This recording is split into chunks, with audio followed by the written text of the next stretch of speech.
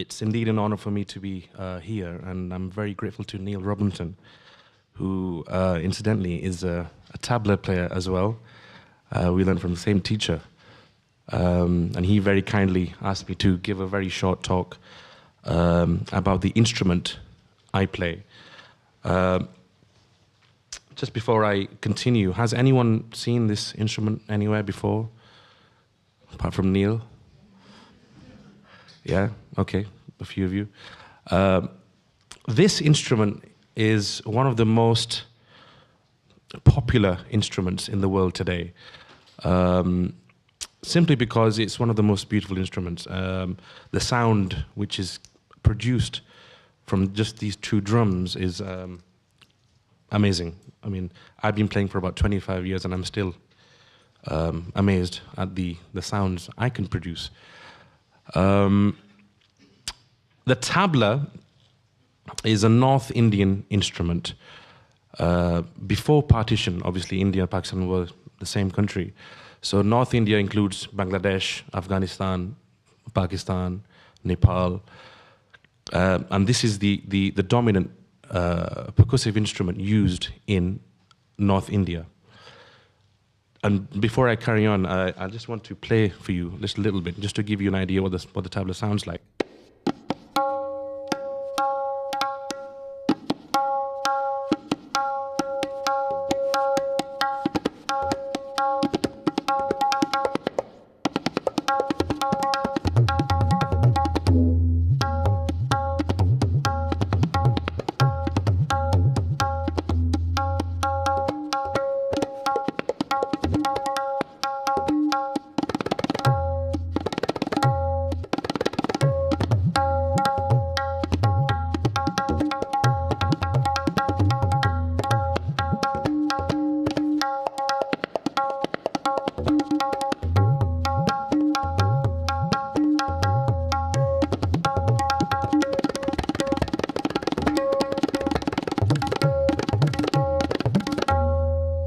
So that's the sound of the tabla. You can clap if you want. Thank you. So just to go through, I mean, this is 15-20 minutes is really not enough to cover the vast area that the tabla covers. So just to give you a brief intro, as you can see, tabla has two drums. So we have the smaller one, which is made from wood, and the bigger one, which is made from metal, and they're both hollow from inside. The top skin is animal skin, and what sets the tabla apart from any other drum is the black spot in the middle. And this black spot gives the tabla this very particular resonance. So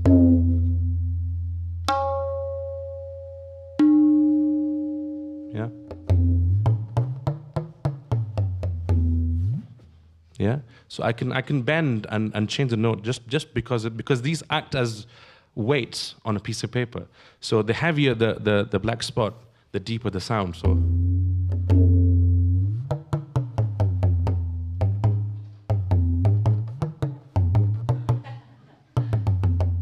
yeah, so I can change the pitch as well. It's a tuned instrument, so I use this hammer to tune to any particular note. So this is tuned to C sharp for the musicians here. So I can tune the drum with the hammer.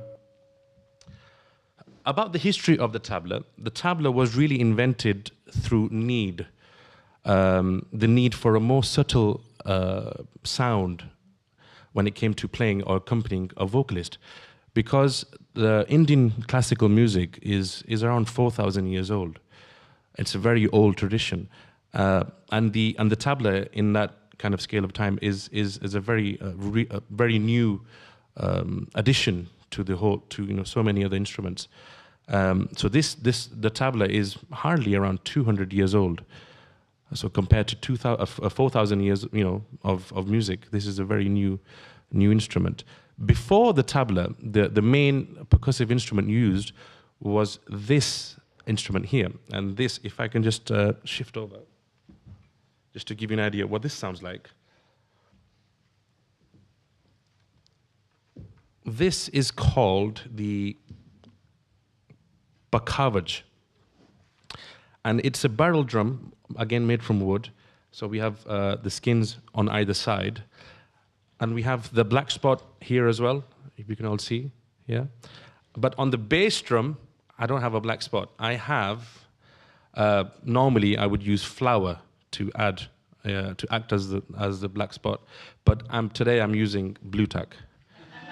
It does a good job. And it's also a tuned instrument again. And I'm going to use my very trusty accompanying instrument, the apple. And I'm going to just switch this on. I hope it's on. This melody is called a lehra. And a lehra is used to accompany a tabla solo or a pakhavaj solo. And this is played over and over again. So I'm just going to play to this. If I can turn it up. So just to give you an idea of what the pakhavaj sounds like, it's a very robust, a very majestic sound.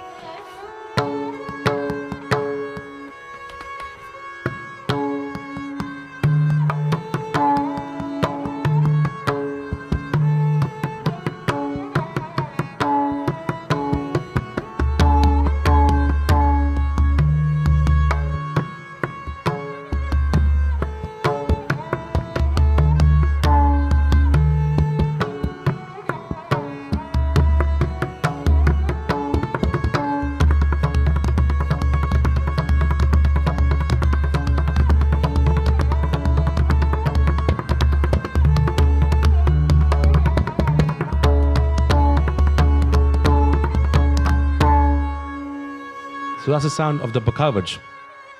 But this was thank you. But as you can hear, it's a very, very strong, very, very loud sound. And in those days, the style of singing used was dhurpad. And dhurpad is a very old style of singing, which is hardly sung nowadays. A few families do sing. But after the dhurpad, when the music moved from the temples to the court of the Mughals, like Akbar the Great, a new style of singing emerged called khayal. And khayal is a Urdu word for imagination. So it's 90% of Indian classical music is all improvised. Nothing is planned. So when I came here this morning, I didn't know what I was going to say. And I'm improvising now. So it's khayal. So an instrument was needed to provide a more subtle, more soft sound, and the tabla does that in such a wonderful way. And if you compare the sounds, you can tell how different they are. So how do we play the tabla? Obviously, I'm using my hands. I don't use any sticks or any spoons or anything like that. I'm only using my hands.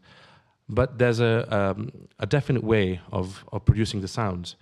So I'm just going to go through with you the alphabet, as I like to call it, of the tabla. And then I'll show you how these letters are put together to make words and sentences and stories and so on. So and each sound has a name. So the first sound I'm going to play to you is a sound called na. And it's played on the outer edge of the drum. Sounds like this. Na, using my index finger. And then we have tin. So na, tin. Can you see a difference in the sound?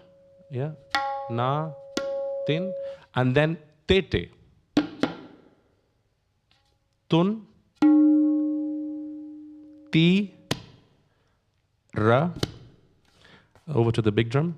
Kat and ghe. And these sounds are put together. For example, na and ghe together. Any ideas what that would make? Na and ghe together? Anyone? Nage is this. But if I play it together at the same time, it would make dha. Dha. Dha, dha. Dha, dha. So I can copy the sound. So, and then we all these letters and words make up sentences. For example, tirikita takita tirikita dha. Tirikita takita. Tirikita takita hin. Da tirikita takita. Da tirikita takita tirikita takita tirikita takita. Da tirikita takita da. Da tirikita takita da tirikita takita da tirikita takita da. So I can say whatever I play. So these are sentences. But then what happens is tabla solo is all about playing improvised pieces, but also fixed compositions. So we have a lot of compositions which are fixed. And we have schools of tabla. 6 schools of tabla are now in vogue now in India and Pakistan.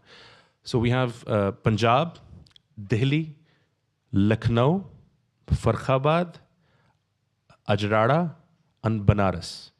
And these names, I don't know if you can tell, these names are named after cities where they were founded. And I represent two schools of tabla, gharanas as they are called, Delhi and Punjab.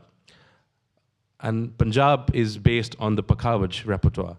And Delhi is more of a subtle gharana, which is such a beautiful sound.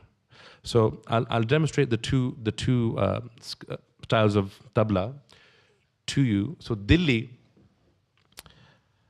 I'll just play a Delhi composition to you, and so you can see how they differ. So.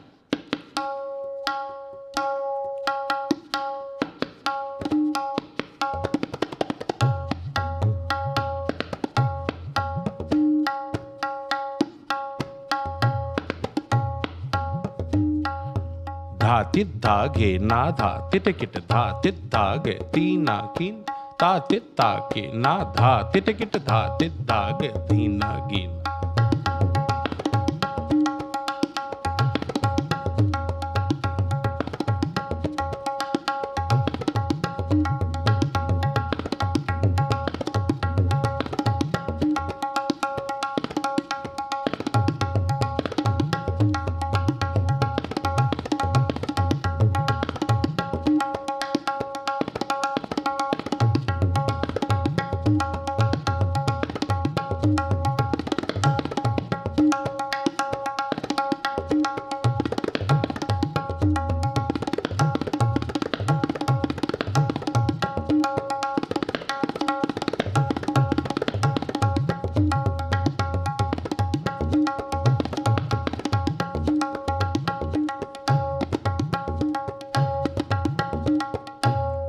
So that was Delhi. Then on to Punjab.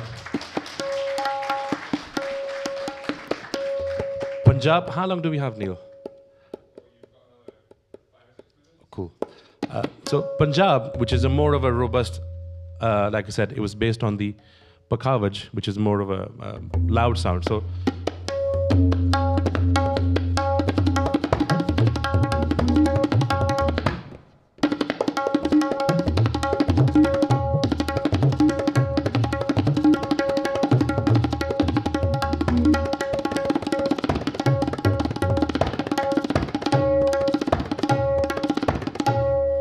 Punjab. And then, okay, thank you. So Punjab is a more robust.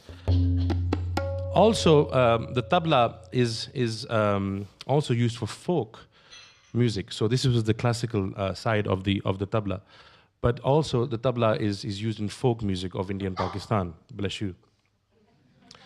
So I'll just demonstrate to you a few rhythms of India and Pakistan, where they are more used in folk. This is a very popular rhythm called kaharwa, and I'm sure you'll be able to relate to it.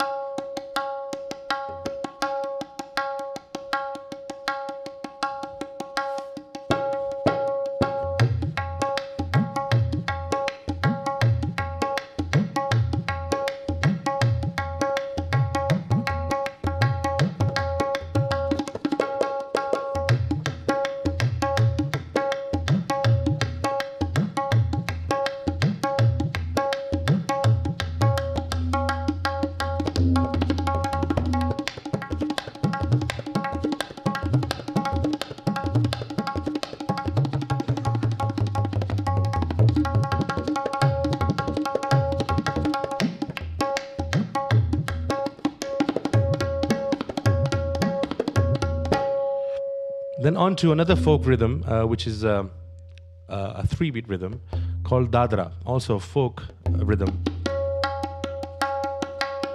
So 1, 2, 3, 1, 2, 3, 1, 2, 3.